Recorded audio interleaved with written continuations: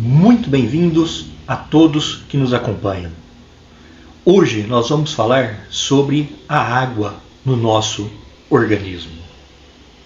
A constância dos líquidos corporais é notável, visto que existe troca contínua de líquidos e solutos com o ambiente externo, bem como entre os diferentes compartimentos do nosso corpo. Assim, por exemplo, a ingestão de líquidos é altamente variável e precisa ser cuidadosamente contrabalanceada por excreção igual, a fim de evitar qualquer aumento ou redução do volume de líquidos corporais. A água que penetra no corpo provém de duas fontes principais.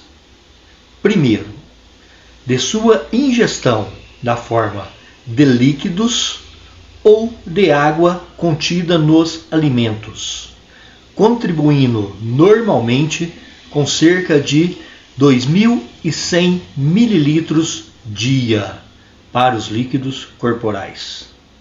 Segundo, de sua síntese no corpo, em decorrência da oxidação dos carboidratos, acrescentando cerca de 200 ml dia. Estas duas fontes são responsáveis por um suprimento total de água de cerca de 2.300 ml dia. A ingestão de água é muito variável entre as diferentes pessoas e até mesmo na mesma pessoa em dias diferentes, dependendo do clima, dos hábitos e do nível de atividade física. A perda diária de água corporal no nosso organismo. Primeiro, perda insensível de água. Parte das perdas de água não pode ser regulada com precisão. Por exemplo, existe perda contínua de água por evaporação a partir do trato respiratório e por difusão através da pele. Juntos, esses dois mecanismos são responsáveis por perda de 700 ml de água por dia em condições normais. Esta perda é denominada perda insensível de água, visto que não temos consciência dela, embora ocorra continuamente em todos os seres humanos vivos. A perda insensível de água através da pele ocorre independentemente da sudorese, sendo observada até mesmo em indivíduos que nascem sem as glândulas sudoríparas. A perda média de água nesses casos é em torno de 300 a 400 ml dia.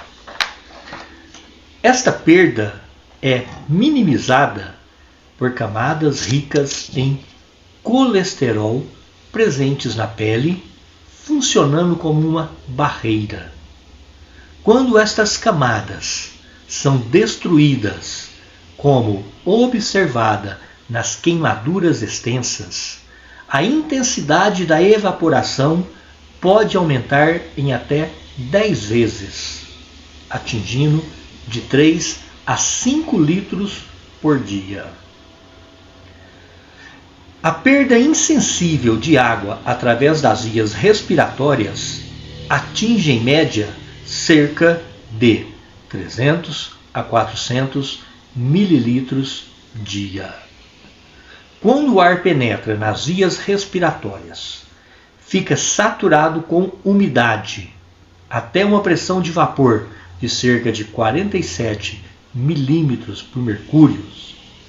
Antes de ser exalado, Como a pressão de vapor de água do ar inspirado é inferior a 47 milímetros por mercúrio, ocorre perda contínua de água através dos pulmões durante a respiração. Em climas frios e secos, a pressão de vapor de água diminui para quase zero, causando uma perda maior de água através dos pulmões, explicando a sensação de ressecamento das vias aéreas dos climas frios. Segundo, perda de líquido no suor. A quantidade de água que se perde no suor é muito variável, dependendo da atividade física e da temperatura do ambiente. Em condições normais, o volume de suor é de cerca de 100 ml dia.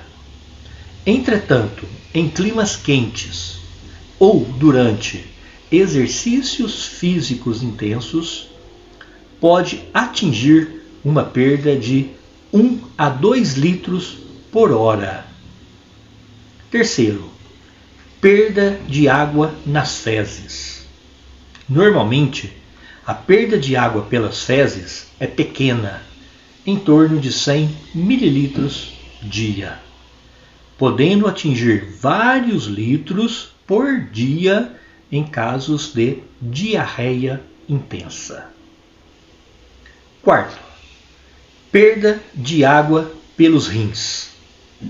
A perda restante de água do corpo ocorre através da urina, que é excretada pelos rins.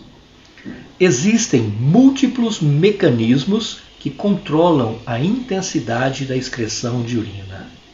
O mecanismo mais importante pelo qual o corpo mantém o equilíbrio entre a ingestão e a excreção de água, bem como o equilíbrio entre a ingestão e a excreção na maioria dos eletrólitos, consistem no funcionamento renal. Portanto, a fisiologia renal é uma das mais importantes funções dos rins, que é a de livrar o corpo dos materiais inaproveitáveis que são ingeridos ou produzidos pelo metabolismo. Uma segunda função consiste em controlar o volume e a composição dos líquidos corporais.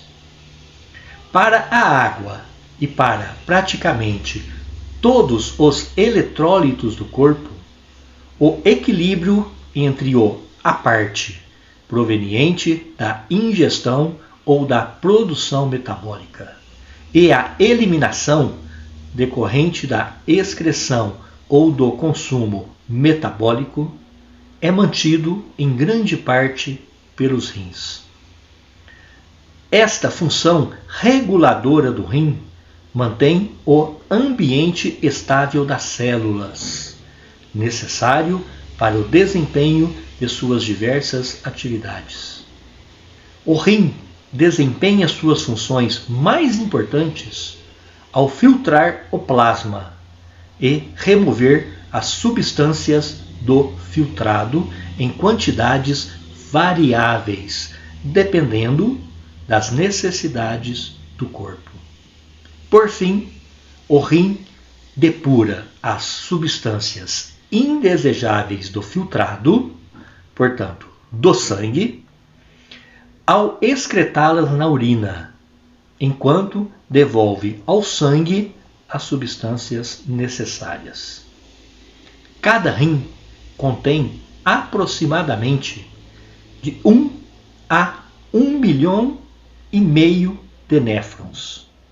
A capacidade renal de depurar seletivamente resíduos provenientes do sangue e, ao mesmo tempo, de manter a água essencial e o equilíbrio eletrolítico no organismo é controlada pelos néfrons, por meio das seguintes funções renais: fluxo sanguíneo renal, filtração glomerular, reabsorção tubular e secreção tubular.